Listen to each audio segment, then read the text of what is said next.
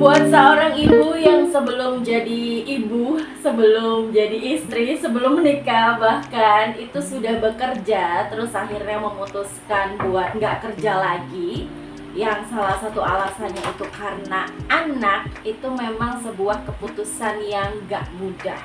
Pasti perasaannya itu ada rasa dilematis. Terima kasih sayangku. Ada perasaan dilematisnya gitu ya, ada perasaan gak enak campur aduk lah. Dan kalau pemirsa teman-teman ngerasain ini, it's okay, kalian gak sendiri. Soalnya saya lihat beberapa orang di Threads itu akhir-akhir ini juga ada yang curhat gitu ya, beberapa orang katanya baru aja resign soalnya mau membersamai anak. Sebagai ibu adalah hal yang membahagiakan, tapi sebagai individu ada sedih-sedihnya. Yes, saya ngerasa relate banget karena emang saya ngerasain itu juga sih di awal-awal ketika akhirnya udah nggak kerja full time di kantor itu ya. Meskipun waktu itu saya bukan yang resign ya, saya malah yang di resign karena alias layoff, kena layoff. Aduh, rasanya makin gak karu-karuan, campur aduk. Di satu sisi saya ngerasa bersyukur, mungkin mungkin ini adalah cara Allah untuk memberi jawaban bahwa katanya mau ini full time sama anak, ya udah nih aku kasih. Mungkin Allah kayak gitu ya, tapi dengan cara yang agak-agak bikin cek-cek gitu di hati.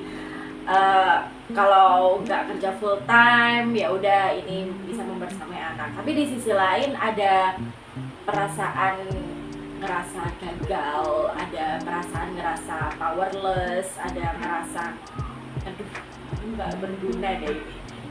Itu muncul di awal-awal saya berhenti bekerja full time. Ngerasa bersalah ke orang tua karena udah kuliah tapi kok nggak dilanjutin dengan berkarir yang bagus, yang bener kayak gitu kan. Sampai mikir nanti kalau misalnya anakku ditanyain sama temennya ibunya kerja apa, aduh dia bakalan jawab apa ya, apakah dia tetap bangga sama ibunya kalau ibunya nggak kerja di kantoran atau nggak kerja di perusahaan dan lain sebagainya. Itu saya sampai sebegitunya saya itu berpikir, overthinkingnya ya. Apalagi kan waktu tuh yang saya bilang tadi, saya kena layoff nih ceritanya. Aduh, tambah overthinking. Kenapa saya yang di layoff? Apakah saya ini nggak becus kerjanya? Apakah saya nggak perform dan lain sebagainya? Ya meskipun ada beberapa teman yang mencoba untuk memberi penghiburan atau membesarkan hati saya bahwa layoff itu bukan berarti kamu nggak berkapasitas gitu, bukan berarti kamu buruk di pekerjaan, tapi karena pasti banyak faktor lain yang mendasari kenapa kok akhirnya kita yang kena efisiensi, kena layoff itu. Iya sih memang karena waktu itu perusahaan udah hampir kolaps gitu ya, dan saya menyadari itu alasannya. Tapi ya gimana dong, overthinkingnya di awal-awal tuh rasanya nggak bisa dibendung gitu ya. Maksudnya kemunculan perasaan overthinking, perasaan bersalah, perasaan powerless dan lain sebagainya itu pasti muncul di awal-awal. Jadi ya nggak bisa ditahan. Dan buat teman-teman yang merasakan kayak di situasi seperti ini juga, ngerasa bersalah, ngerasa overthinking atau ngerasa nggak berguna ketika nggak bekerja, entah itu karena resign atau bahkan mungkin kena layoff kayak saya, dan akhirnya memutuskan untuk full time membersamai anak.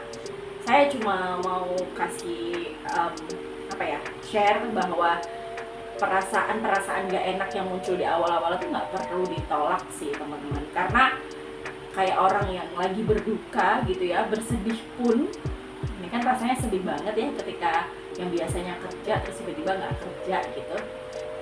Itu pasti ada fasenya juga, fase yang bertahap sampai nanti akhirnya kita ada di titik bisa menerima dan ikhlas gitu.